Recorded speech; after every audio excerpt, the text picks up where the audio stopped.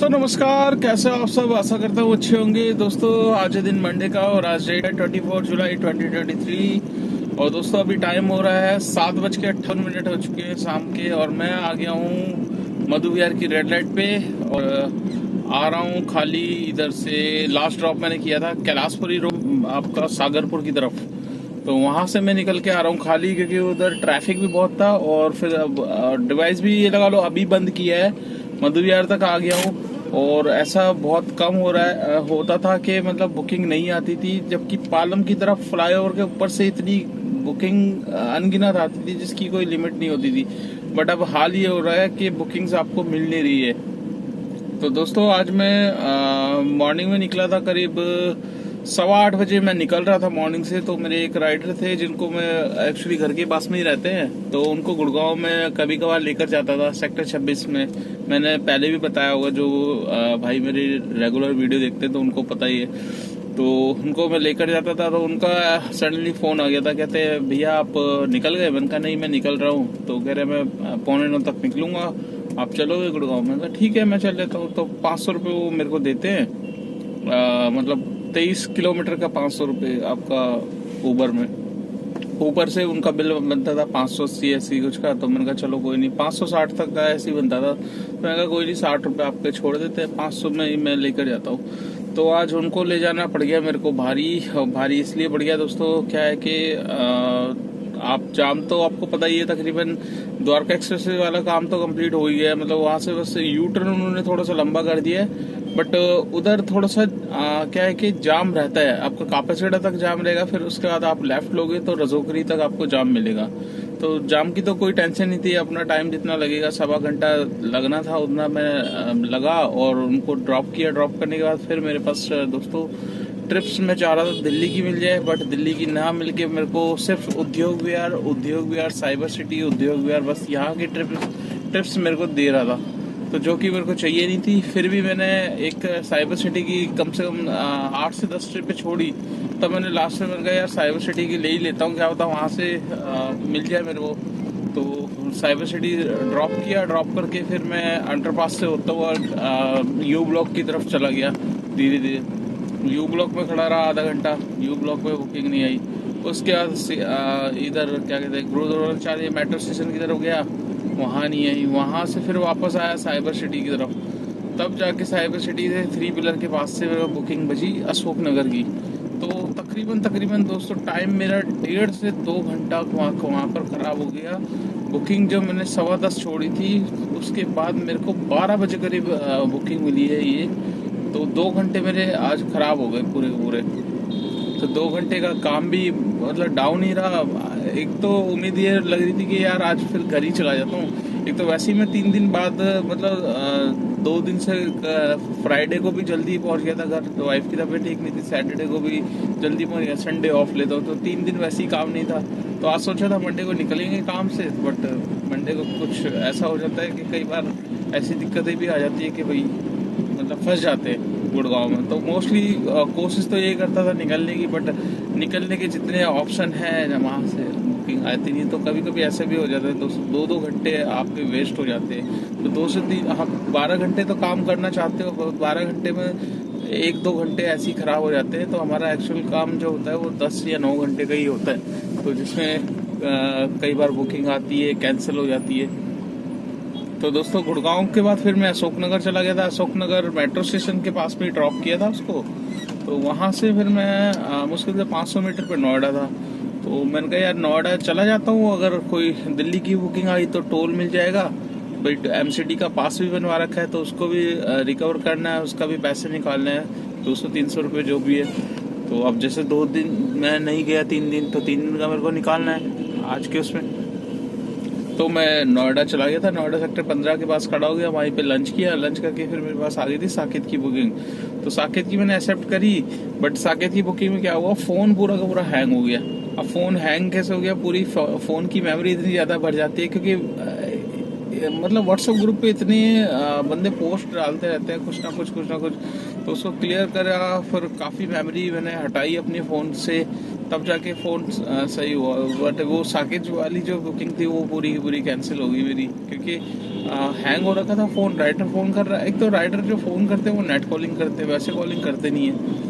तो फिर उस बुकिंग के बाद मेरे पास वो तो कैंसिल हो गई थी। फिर मेरे पास आ गई थी DLF मॉल से बुकिंग। तो मेरे पास आई थी आपका चाणक्यपुरी के पास की बुकिंग। ये होटल सम्राट होटल है, बस वहीं पे ड्रॉप किया। वहाँ से फिर मैंने CNG डलवाई थी गाड़ी में। तो फिर मेरे पास छोटी छोटी बुकिंग आने लगी। एक लाजपत नगर छोड़ा, लाजपत नगर से मेरे पास CR पार्क आ गई। CR पार्क से फिर मेरे पास आ गई थी 8 किलोमीटर की फरीदाबाद की। तो मैंने कहा फरीदाबाद ले लेता हूँ यार, हरियाणा में वैसे ही गया था, तो आज दोबारा जाऊँगा तो स्टेट टैक्स मिल जाएगा मेरे को। तो उनको फरीदाबाद छोड़ा। फरीदाबाद छोड़ते सूरजकुंड वाले रोड पे टोल को क्रॉस करते ही 500 मीटर पे ड्रॉप किया था। वहीं से मेरे पास आ गई तुगलकाबाद मेट्रो स्टेशन की बुकिंग। तो फटाफट वो बुकिंग उठाई। मैंने कहा वापसी का टोल भी मिल जाएगा और प्लस दिल्ली की राइड भी मिल गई है, ये थोड़ी सी बेटर है। तो वहाँ उसको छोड़ा तुगलकाबाद मेट्रो स्टेशन। उसके बाद मैं पहुँच गया धीरे धीरे ओखला के पास से। मेरे वो बुकिंग आ गई थी सफदरजंग एनक्लेव। तो सफदरजंग एनक्लेव छोड़ा, उसके बाद मैंने लगा दी थी लोकेशन, तो डायरेक्ट मेरे पास आ गई थी कैलाशपुरी रोड की होगी। तो दोस्तों यहाँ मतलब ये लगा लीजिए बस काम खींच लिया आज, थोड़ा बहुत ही, बट काम उम्मीद नहीं थी मेरी आज के काम की। तो दोस्तों आज हम बात करेंगे ओला उबर के बारे में ही। और आज देखिए, मैं जब आज सरिता विहार साइड में था ना, मेरे को एक ऑटो वाला मिला था भाई। तो कह रहा है काम कैसा चल रहा है भाई। तो मैंने कहा जी हमारा काम तो बिल्कुल डाउन पड़ा हुआ है। मैंने कहा आप बताओ। कह रहा हमारा भी डाउन है। कह रहा पर आपका हमारे से तो बढ़िया होगा। ऑटो वाला भाई बोलता है। मैंने कहा जी बढ़िया तो नहीं है। देखिए जो आप कर रहे हो, आप कमा रहे हो, आप उसमें से आप अपनी मतलब सिर्फ CNG का पैसा ही तो लग रहा है, आपकी गाड़ी की EMI जा रही है। यहाँ तो हम 40% तक का कमीशन। कहता 40%? मैंने कहा हाँ जी 40%। मैंने कहा 40 भी होता है, 50 भी होता है। कहता है यार इन्होंने जब स्टार्ट किया था तब तो 10% होता था। तो मैंने कहा जी 10% तो बहुत स्टार्टिंग की बात है। मैंने जब स्टार्ट किया था तब से इनका 20% से ही चल रहा था। तो 20 मतलब 15 से 20 हुआ, 10 से 15 हुआ, 15 से 20 हुआ, 20 से अब तो इन्होंने बताना ही बंद कर दिया कि कितना काटते हैं। जो मर्जी, कभी 50 काट लेते, कभी 40 काट लेते। तो मैंने कहा आप सोचो जितना हम कमा रहे हैं उसमें अगर 40% आप कमीशन निकालोगे तो आप कितनी वो होगी। कहता है यार ये तो फिर तो हमारे ऑटो से भी कम आपकी अर्निंग है। तो मैंने कहा आप सोचो इतने लाखों की गाड़ी लेके बंदा AC की सर्विस भी दे रहा है प्लस। कहता है ये तो गलत है यार कंपनी का, मतलब हम कह रहे हैं इससे बढ़िया तो हम लोग ठीक है फिर आपके, मतलब हम 4-5 किलोमीटर का ही 100 रुपये ले लेते हैं, 2-3 किलोमीटर का ही 100 रुपये मतलब मिल जाते हैं हमें। तो हमें तो छोटी छोटी राइड में बेनिफिट हो जाता है। तो मैंने कहा हाँ वो बात ठीक है आपकी, आपका उसमें बेनिफिट हो जाता है। तो दोस्तों ऐसे भी है, मतलब देखिए एक कहने वाली बात नहीं है, पर एक जो ऑटो वाला भाई भी चल रहा है वो भी हमसे अच्छा खासा मतलब ठीक ठीक कमा रहा है। बट क्या है कि हमें नहीं मिल पा रहा पैसा। तो हमारी अगर कमीशन अगर कम हो जाए तो हमारे जो मतलब देखिए वही चीज़ है कि कमाई तो उतनी की उतनी है, बस जो सेविंग है वो घटती जा रही है। क्योंकि हमारी कमाई का आधा हिस्सा वो ओला उबर वाले ले जा रहे हैं और आधा हिस्सा जा रहा है CNG में। तो ये बहुत बड़ी समस्या है दोस्तों। तो इसीलिए मैं नए ड्राइवर भाइयों को मना करता हूँ कि इस लाइन में आने की ज़रूरत नहीं है।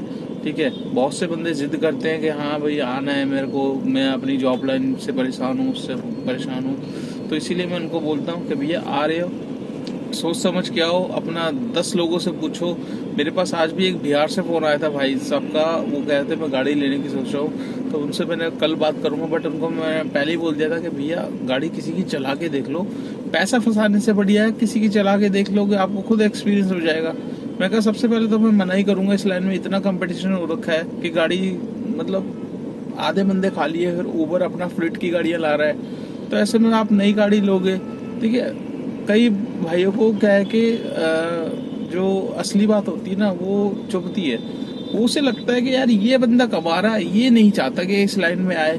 तो हर किसी को दूसरे का काम अच्छा लगता है। जब वो उस फील्ड में आता है, उस लाइन में आता है, तब उसे पता चलता है कि आटे दाल का भाव कितना है और कितनी मेहनत होती है। अब हमें भी एक सड़क पे कोई छोले भटूरे वाले की दुकान पे भीड़ लगती है ना, तो हमें लगता होगा यार ये बंदा सही छाप लेता होगा, 2 से 3 हजार छाप लेता होगा, पर 2 से 3 हजार अगर वो करता भी होगा ना दोस्तों, तो 2 हजार में उसकी मेहनत, सुबह जल्दी उठ के, ठीक है, सुबह 4 बजे 5 बजे उठ के वो जब सारा मटेरियल सब कुछ बनाता है, बुनता है, तब जाके रेडी को खींच के लाता है, इतनी मेहनत करता है, बना के कारीगर को भी निकालता है। तो वही चीज़ हमारी भी है।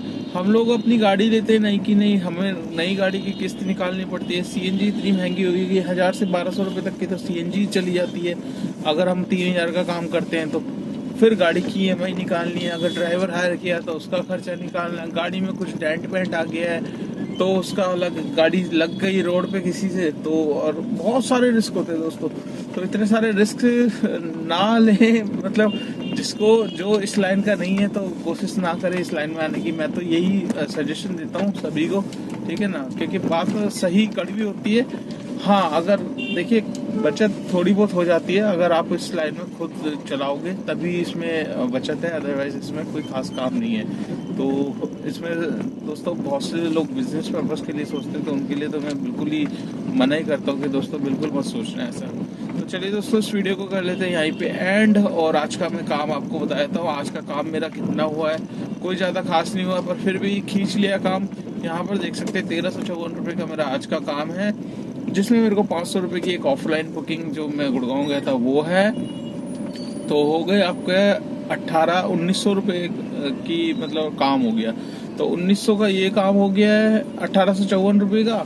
और प्लस मेरे को टोल जो मिले हैं दोस्तों, टोल मेरे को मिले हैं, एक तो हरियाणा का स्टेट टैक्स मिला है और 3 टोल एमसीडी के मिले हैं। तो 400 रुपये का टोल है।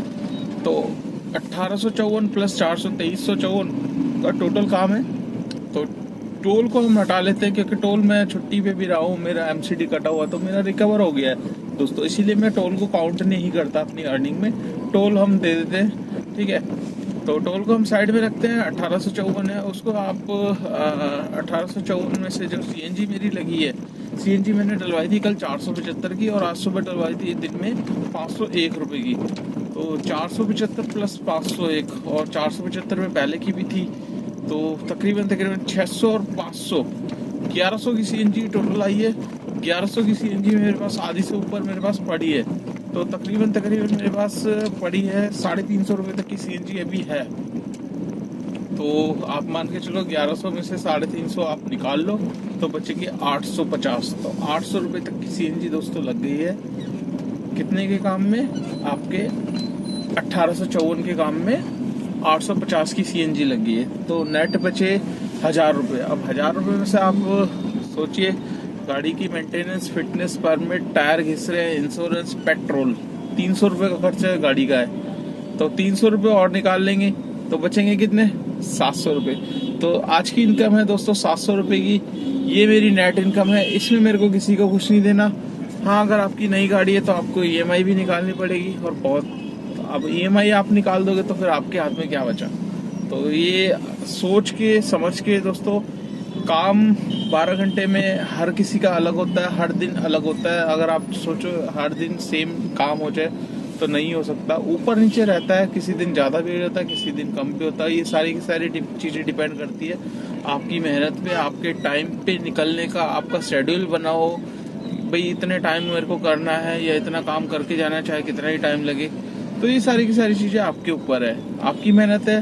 हर किसी की किस्मत अलग है, हर भाई अलग कमाता है, तो आप किसी की किस्मत नहीं ले सकते। आपकी किस्मत में जितना लिखा होगा उतना ही मिलेगा। आज मेरी किस्मत में सिर्फ 700 रुपये लिखे हैं नेट अर्निंग, सब कुछ हट आउट हो गया, तो 700 ही लेके जा रहा हूँ। तो चलिए दोस्तों, वीडियो को एंड करते हैं और आपसे मिलते हैं कल नेक्स्ट डे नेक्स्ट अर्निंग पे। आपको वीडियो कैसी लगी लाइक कर देना, चैनल पे फर्स्ट टाइम तो चैनल को सब्सक्राइब कर लेना, और अगर आप मेरी वीडियो फेसबुक पेज पे देख रहे हो तो उसको भी फॉलो कर लेना दोस्तों। ज़्यादा से ज़्यादा शेयर करना। देखिए, आपसे रिक्वेस्ट है, आप वीडियो बहुत देखते हो पर ना ही लाइक करते, ना ही सब्सक्राइब करते, ना शेयर करते। तो दोस्तों, आपके एक क्लिक से, सब्सक्राइब से मुझे हेल्प मिलेगी, मुझे सपोर्ट मिलेगा, और शेयर करोगे तो और ज़्यादा सपोर्ट मिलेगा, और भाइयों के पास वीडियो पहुंच जाएगी। तो चलिए दोस्तों, वीडियो को एंड करते हैं और आपसे मुलाकात करते हैं कल नेक्स्ट डे नेक्स्ट अर्निंग पे। तब तक के लिए बाय बाय।